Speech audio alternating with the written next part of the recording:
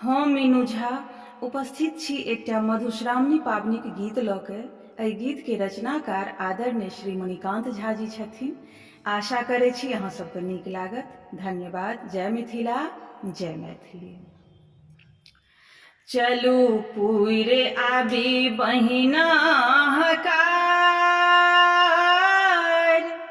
टेमी कविध देखि लेब,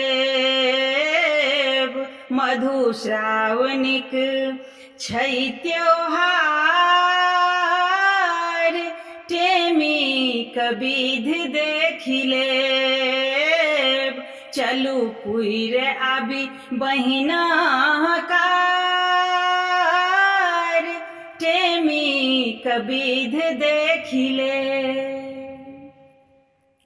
नाग नागिन संग पूजन बिषहरी, पूजन बिषहरी, सासुर से आयल हेतन पातिलपुर हरि, पातिलपुर हरि, खा जाओ मुंगबा का भार, टेमी कविध देखि लेब, चलू पुइरे आबी बहिना हकार, टेमी कविध देखि लेब।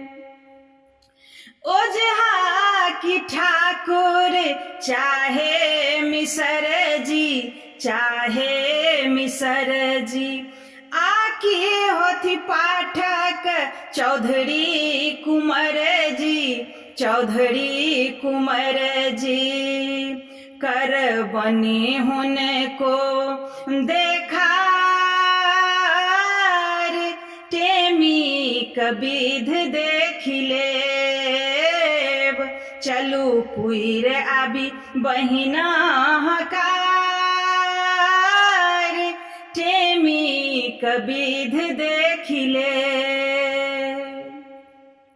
स्नेहक टेमी परत दुई ठेहुना, परत दुई ठेहुना, प्रेमक पात पान नयन मुनत पहुना, नयन मुनत पहुना, सिंदूर दानक थिक व्यवहार,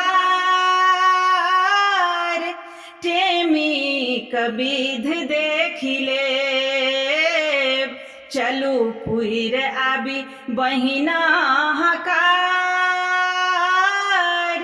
टेमी कविध देखि लेब।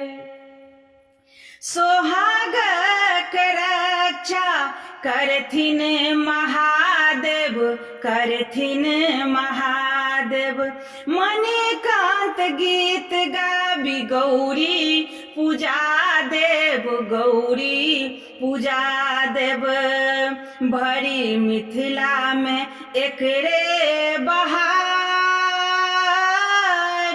टेमी कविध देखि लेब, चलू पुइरे आबी बहिना हकार, टेमी कविध देखि लेब, मधुश्रावणिक छै त्योहार, टेमी कविध देखि लेब।